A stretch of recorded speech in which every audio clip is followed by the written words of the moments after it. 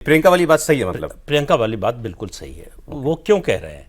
Congress party में ये जो सब बातें होती है ना कि ओबीसी है, एससी है, जनाधार है, लोकप्रिय है, अच्छे एडमिनिस्ट्रेटर हैं, ये सब दिखाने की बातें होती हैं। वहाँ एक ही चीज़ मैटर करती है, फैमिली के प्रति लॉयल्टी वो है कि नहीं। और फैमिली इस समय बटी हुई है, 3 हिस्सों में बटी थी। अब सोनिया गांधी का रोल धीरे धीरे जो है बैकग्राउंड में जा रहा है। राहुल गांधी और प्रियंका वाड्रा को जानबूझकर किनारे रखा गया लंबे समय तक। बाई इलेक्शन ना होता तो शायद वो अब भी लोकसभा की सदस्य न बन पाती। 4 राज्यों में कांग्रेस की सरकार है। आप हिमाचल से शुरू कीजिए। सुक्खू जो वहाँ के चीफ मिनिस्टर हैं, उनको माना जाता है कि प्रियंका के प्रति उनकी सबसे ज़्यादा लॉयल्टी है परिवार में, और पार्टी का कोई मतलब नहीं है, परिवार का ही मतलब। एक दूसरा, केरल का भी आपने जिक्र किया। केरल में आप देखिए कि कैसे कार्ड खेला प्रियंका ने।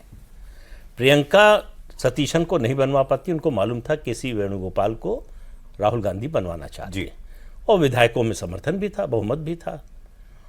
तो उन्होंने, मतलब ये जानकारी नहीं, लेकिन जो नतीजा आया उससे लगता है कि वीडी सतीशन को समझाया कि अगर आप आईयूएमएल को पटा लेंगे, उनको साथ ले लेंगे, तो आसान हो जाएगा मेरे लिए। वही किया उन्होंने। और आईयूएमएल की इस बार सीटें भी ज़्यादा आई हैं, 22, तो वो दबाव डालने की स्थिति में थे।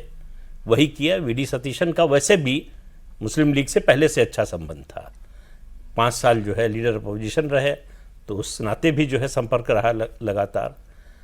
तो राहुल गांधी को सबसे बड़ी मात वही केरल में दी प्रियंका वाड्रा ने, जब केसी वेणुगोपाल को चाह कर भी नहीं बनवा पाए और वीडी सतीशन को चाह कर भी रोक नहीं पाए बनने से। जी, 2 राज्य हो गए। 2 राज्य हो गए। अब तीसरा कर्नाटक।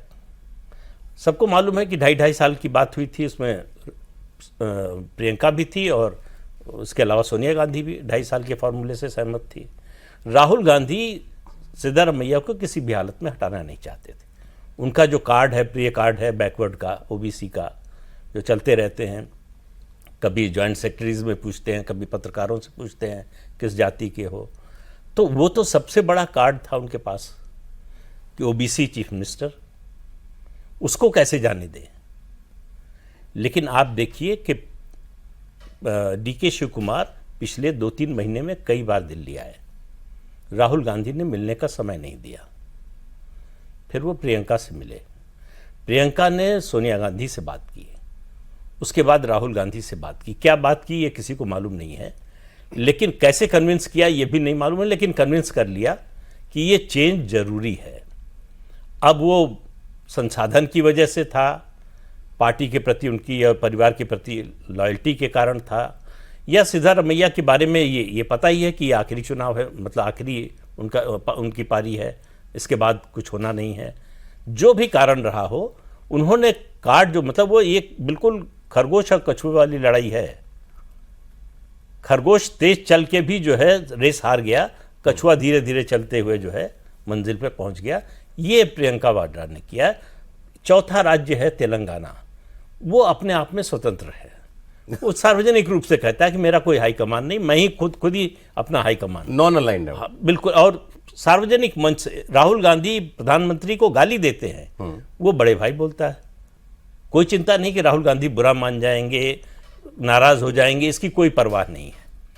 तो 4 में से 3 मुख्यमंत्रियों की लॉयल्टी जो है वो प्रियंका के प्रति। तो अपने आप में बहुत बड़ी बात है सर। तो आप समझ लीजिए कांग्रेस पार्टी किस ओर जा रही है। बिल्कुल। इससे और जो है तेलंगाना जो है परिवार के एक तरह से कहे कब्जे से बाहर है, पार्टी के कब्जे से बाहर नहीं है, लेकिन परिवार के कब्जे से। रेवंत रेड्डी किसी के काबू में नहीं है, किसी के काबू में नहीं है। वो अपना आदमी है, वो अपने मन से करता है, उसको जो ठीक लगता है वो करता है। और वैसे भी उसकी जो परवरिश एबीवीपी में हुई है, तो वो खालिस कांग्रेसी है भी नहीं। तो कुल मिलाकर राहुल गांधी की स्थिति लगातार पार्टी के अंदर कमजोर हो रही है और प्रियंका की ताकत बढ़ रही है बिना उसका डिमॉन्स्ट्रेशन किए। प्रियंका गांधी के आसपास के किसी ने दावा नहीं किया। सिर्फ मुझे याद है जब हिमाचल का चुनाव हुआ था, तब हुआ था कि प्रियंका जी की जीत है, उन्होंने कैंपेन किया इसलिए सरकार बन गई। उसके बाद कहीं किसी ने जो है ये दावा नहीं किया कि ये उनकी उपलब्धि है, ये उन्होंने करा दिया। तारीफ कहाँ से होती है? विपक्ष से, भारतीय जनता पार्टी से, ये बेहतर कि है। हाँ लोकसभा में राहुल गांधी से तो बेहतर बोलती है। जी, अब इससे बड़ा कॉम्प्लीमेंट क्या होगा किसी अपोजिशन लीडर से? सही बात।